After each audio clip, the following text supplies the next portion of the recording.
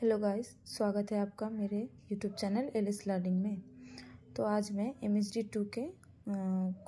MSD2 से related आपको suggestions बताती हूँ। जो आप जैसे कि मान लीजिए आप कोई काम कर रहे हैं, अगर आपको पढ़ाई में समय नहीं मिल रहा है तो शॉर्ट टाइम में आप किस तरह से कवर कर सकते हैं सिलेबस का और अच्छे से नंबर ला सकते हैं, इसके लिए मैं डिस्कस करती हूँ।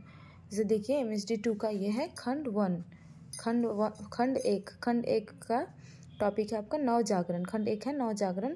तो नवजागरण में आपके 3 इकाई हैं, जैसे कि भरतेंदु हरिश्चंद्र का काव्य इकाई 1, इकाई 2 में है मैथिली शरण गुप्त का काव्य, इकाई 3 में है भरतेंदु हरिश्चंद्र और मैथिली शरण गुप्त की काव्य भाषा और शिल्प।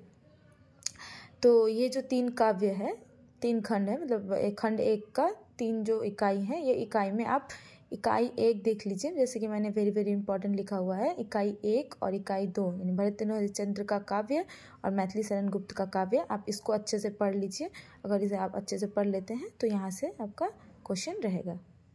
ये है आपका खंड 2 का छायावादी काव्य 1। ठीक है, तो यहाँ पे आपका 4, 5, 6, 7, 8 इकाई है। तो यहाँ पे सारी इकाई ही आपके लिए इम्पॉर्टेंट है। यहाँ पे आप अगर स्किप कुछ मत कीजिएगा, इसको अच्छे से अगर पढ़ लेते हैं तो यहाँ से आपका हर एक इकाई से एक एक प्रश्न पूछे जाते हैं। ठीक है, इकाई 4 में देख लीजिए आप, जैसे है जयशंकर प्रसाद के काव्य में राष्ट्र चेतना की विशिष्टता और आधुनिक भावबोध।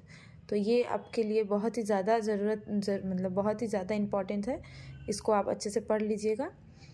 इकाई 5 जयशंकर प्रसाद की भाषा और काव्य शिल्प, इसे भी आप अच्छे से पढ़िएगा। और बाकी तो आप पढ़िए। और उसके बाद राम की शक्ति पूजा एक पाठावलोकन। ठीक है, तो इन तीनों को तो आप अच्छे से पढ़िएगा। इकाई 4, इकाई 5 और इकाई 8 को तो अच्छे से पढ़िएगा, साथ में 6 और 7 को भी अच्छे से पढ़ना है। अगर आप इस सभी को पढ़ते हैं तो यहाँ से ही प्रश्न पूछे जाते हैं। ये है खंड 3 को आप छोड़ दीजिए, पूरी छोड़ दीजिए। मतलब अगर मैंने जैसे कि आपको पहले ही बता दिया है कि अगर आपके पास समय बिल्कुल कम है, सिलेबस तैयार नहीं हुआ है और एग्ज़ाम पास में ही है, तो आप इसको स्किप कर सकते हैं। इसको पढ़ने की कोई ज़रूरत नहीं है। इसे अगर आप नहीं भी पढ़ते हैं तो भी ठीक है, क्योंकि कुल 8 या 9 प्रश्न पूछे जाते हैं और 4 प्रश्नों का उत्तर देना पड़ता है। तो ये 3 मान लीजिए अथवा में होगा, या फिर आपको 9 प्रश्न दिए रहेंगे या फिर 8 प्रश्न दिए रहेंगे, उनमें से आपको 4 करना होगा। तो आप उनमें से आप चॉइस कर सकते हैं, इसे आप स्किप कर दीजिए। ये रहे खंड 4 है प्रगतिशील काव्य। इनमें है 14, 15, 16, 17, 18 और 19 इकाई हैं। ठीक है, तो ये देखिए इकाई 14 नागार्जुन के काव्य में संवेदना के रूप और इकाई 15 नागार्जुन काव्य का रचना विधान। ये दोनों बहुत ही इंपॉर्टेंट है, इन दोनों को आपको पढ़ना है। ठीक है, और इकाई 16 जो है वो मुक्तिबोध का जीवन दर्शन और उनकी काव्य दृष्टि जीवन प्रक्रिया और रचना प्रक्रिया के संदर्भ में, और 17 है मुक्तिबोध का काव्य शिल्प फैंटेसी के संदर्भ में। तो इन दोनों को भी पढ़ना है, या तो दोनों में से एक रह सकता है या दोनों ही रह सकता है। तो इस तरह से आप लिख सकते हैं, जैसे कि एग्जामिनर जैसे क्वेश्चन बना सकते हैं। जैसे मान लीजिए आप अथवा में भी दे सकता है, या 9 प्रश्न पूछे जाते हैं, उनमें से कोई 4 करना, 8 या 9 पूछे जाएंगे, उसमें से कोई 4 करना है, या अथवा में रहेगा या फिर 8 या 9 में रहेगा, और आपको किसी भी 4 या 4 प्रश्न के उत्तर करने होंगे। ठीक है, तो उस हिसाब से आप देख सकते हैं कि 14, 15, 16, 17 ये बहुत ही इंपॉर्टेंट है, ये आपको पढ़ना ही है, इसे आप नहीं छोड़ सकते। और रहा बात 18 और 19 का, अंधेरे में कविता का विश्लेषण करना आ सकता है। मतलब मान लीजिए कोई पंक्ति दिया रहेगा, उसकी व्याख्या कीजिए, या फिर अंधेरे में कविता का विश्लेषण कीजिए। और धूमिल, इन दोनों को आप छोड़ भी सकते हैं। अगर आपके पास समय कम है तो आप इन दोनों को छोड़ भी सकते हैं। ये रहे खंड 5 है नई कविता 1। तो आप बस इतना ही नई कविता 1 तक ही पढ़ना है, 2 भी है तो उसे आप नहीं भी पढ़ने से चलेगा। खंड 5 में है इकाई 20, 21, 22, 23। तो 20, 21, 22, 23 में 20 और 21 को आप स्किप कर दें, आप इसे पढ़ने की ज़रूरत नहीं। अगर आपके पास समय कम है, जैसे कि मैंने बताया कि अगर आपके पास समय कम है तो आप 20, 21 छोड़ सकते हैं।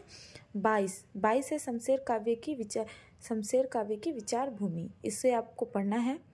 और इकाई 23 शमशेर का काव्य संवेदना और शिल्प, इसे भी आपको पढ़ना है। ये दोनों ही बहुत ही महत्वपूर्ण है, आपको पढ़ना है। जैसे कि अब मैं बता रही हूँ कि टोटल आपको 13 क्वेश्चन, मतलब 13 इकाई पढ़ना ही है। ठीक है, जैसे देखिए मैंने नीचे कुछ इम्पोर्टेंस लिखे हैं। अगर आपके पास बहुत ही कम समय है तो आप बस इन खंड 1, 2 और 5, इन तीन खंड को ही पढ़िए और 3 खंड का बस इकाई इन सभी को पढ़िए। तो बस इतना ही पढ़ के अगर आप जाते हैं तो अच्छे से एग्जाम दे सकते हैं। खंड 1 का इकाई 1 और 2 भरतेंदु हरिश्चंद्र का काव्य मैथिलीशरण गुप्त का काव्य है, इसे आपको पढ़ना है।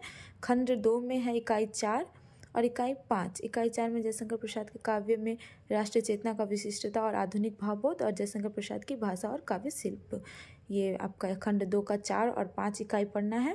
और खंड 5 का आपको इकाई 23 शमशेर का काव्य, ये बहुत ही इंपॉर्टेंट है। अगर आप इन मेरे दिखाए दिए गए अगर इन काव्यों को आप मतलब इन खंडों को पढ़ते हैं, खंडों के इन इकाइयों को पढ़ते हैं, खंड 1 का इकाई 1, 2, खंड 2 का इकाई 4 और 5 और खंड 5 का इकाई 23, अगर ये अभी अच्छे से पढ़ लेते हैं तो आप अच्छे से एग्ज़ाम दे सकते हैं। कम समय में आप सिलेबस भी कंप्लीट कर सकते हैं। धन्यवाद।